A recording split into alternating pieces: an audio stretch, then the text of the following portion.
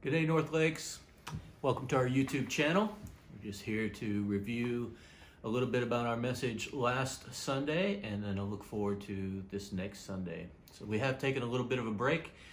We are going through this soul detox series, and my wife and I and our daughter Katie were in Italy for a couple weeks on a little bit of a retreat, and so we're right back into this series called Soul Detox. And what we're really looking at again is just the influence, the toxic influence of the world in our lives, and trying to see what kind of destructive force that has in our lives and can send us down some pretty negative paths. We have 4 more weeks of this series, so we invite you to come along and listen. If you can't, we're always going to be able to review it here on YouTube though. So again, welcome. Our topic this last week was really all about possessions, materialism, our attitude towards the things that we own. We actually had a little bit of a table talk at church last Sunday where we asked some questions like, what is your most prized possession? Have you ever lost or had to sell something that meant something to you, and how did that make you feel? Has there ever been a possession that has made you feel valued or significant? And what possessions do you own that you wish you could take with you when you pass away? So really just kind of getting our minds set on the things that we own and how we look at those things. The point is that we can all kind of get caught up in the trap of this worldly cycle, this cycle of pay for something or charge it and then work really hard to pay it off. Charge and work and pay for it. We charge what we don't have the funds to pay for, and then we work hard to pay that off. And the world is making bank on this kind of cycle. If you find yourself in this kind of cycle, it can be really destructive. It also can be pretty depressing. And the world is actually kind of feeding into that, this idea that we get this kind of excitement or charge out of purchasing something that's really nice, and our mood goes way up. And then when we have to actually start working really hard to pay it off, then our mood goes steadily downwards. And so it's this up and down, up and down, up and down. And a lot of this materialism, or the way that we feel about possessions and material things, it actually is a destructive force in families. A lot of families are not connecting, and a lot of their arguments have to do with this idea, the financial pressures that this materialistic idea, this toxin, if you will, has in our families. It not only creates in us bad financial choices, but it creates these constant mood swings. We're happy when we get what we want, and then we go sad when it doesn't make us happy, or it's somehow we have to work really hard to pay it off. We find that, what we've purchased doesn't bring us the joy that we thought it would, and then we have to start paying it off, and so it sends us into more of a deeper depression. And that's the toxic nature of materialism. In and of itself, it's okay to own things, it's okay to purchase things, but the toxic nature, the negativity of this kind of materialistic mindset is that it can really cause friction in relationships. It can also cause our moods to go up and down drastically. And the world capitalizes on that in the way that they market. There's always the latest thing, the 2.0 of something, the new trends, the new fashion. This is what keeps the influencers current and trendy. It's the thought that there's one more better thing. There's a better product that I don't have, that I should have, because it's new, because it's better. It will change your life. It will make you feel better. People will like you more. You'll have more significance and meaning. You'll have more worth if you get it. Our culture oozes really with this toxic materialism.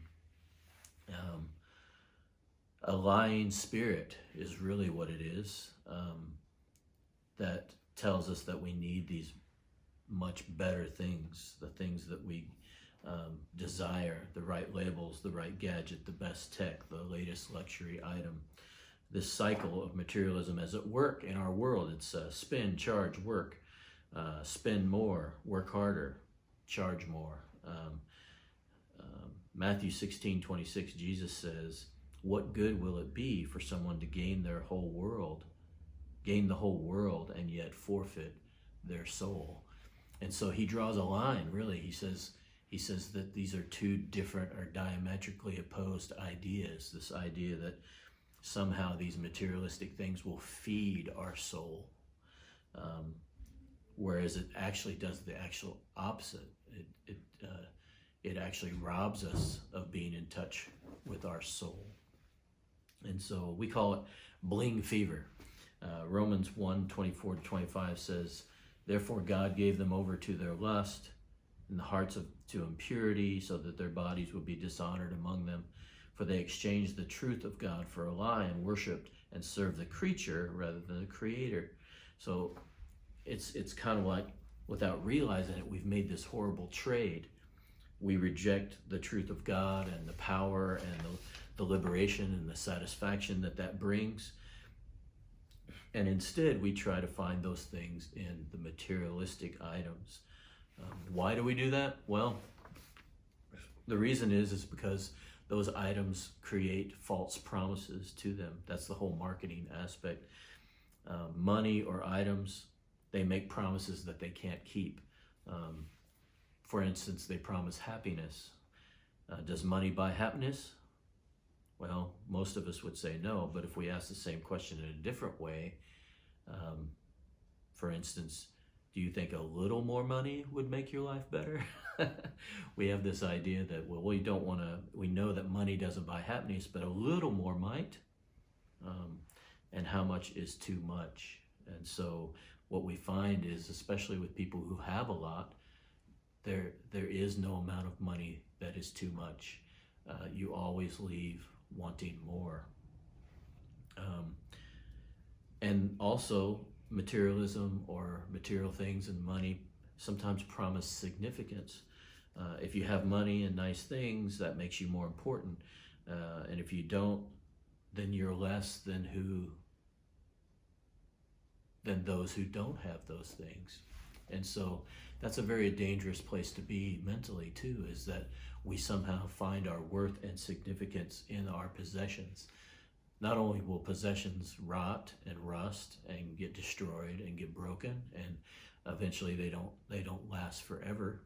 If we put our worth, our self-worth in those things, the moment they break or the moment they get rusted, the moment that they kind of fade away, then our worth goes down. And so we should never really connect our worth and significance to material things, because that will never last. It will never be, it never is true. We really only have value because God created us with value. He has uniquely gifted each and every one of us, and we are created in His image. And there's no more value better than that, the fact that we are in the image of God. Not an image that we create ourselves by the things that we have, but we are created by God in His image. So we have been given that image. We don't create that ourselves. So there's a lot to that to unpack. Perhaps that's something that you need to think about more. Also, money and possessions, we think that they create security. If we just had a little bit more of that money, we'd be secure. The problem is, again, how much is that level? Many of us would say, well, just a little bit more. It's not a mistake to plan for the future. It's not a mistake, but it can be a slippery slope to start trusting in money for our security than trusting God Himself. Jesus says He's gone ahead of us to prepare a place for us. So our retirement is secure. If we are followers of Jesus, then we have a secure retirement home ready and waiting for us, something that He's gone to prepare for us.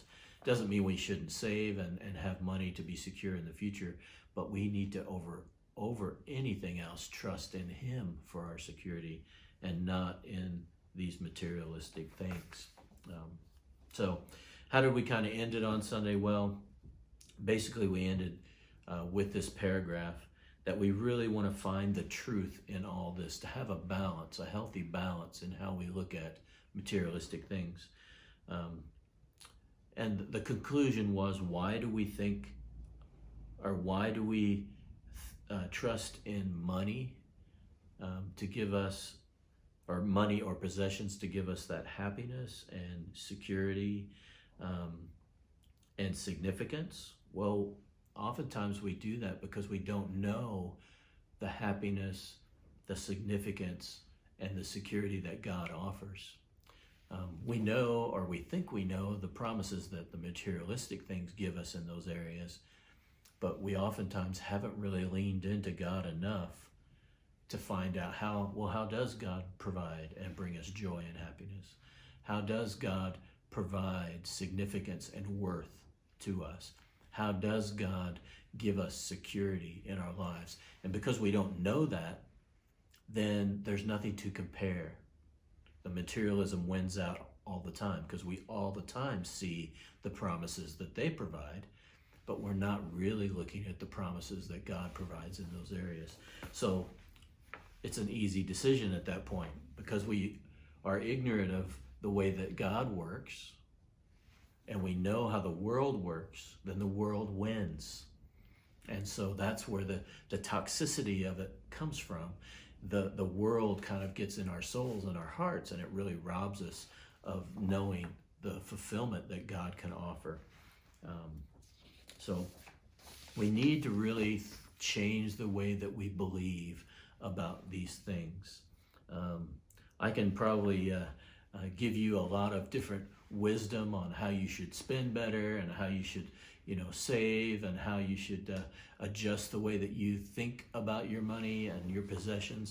But really, we need to start believing differently. We need to change what we believe about material possessions. And belief overflows to behavior.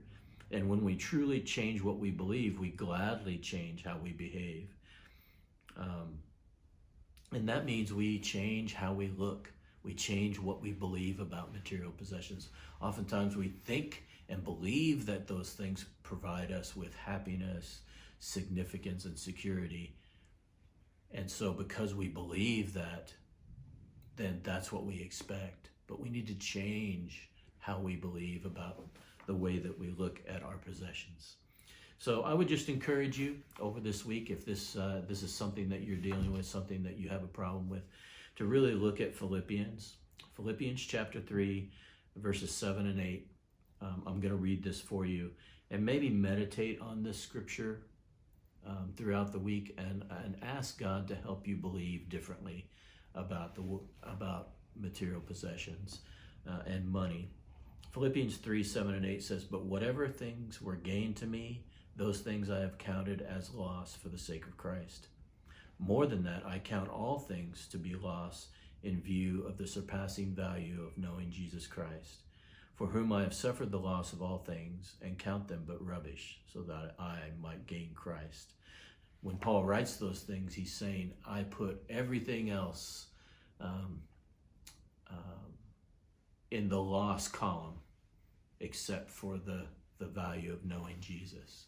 And that's believing differently about our world and the influences of our world.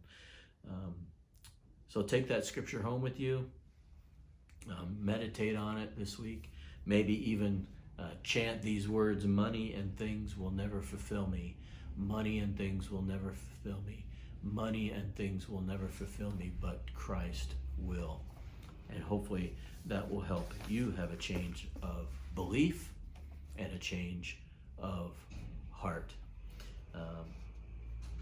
So someone once said, it's not wrong when you have things, but it's wrong when things have you.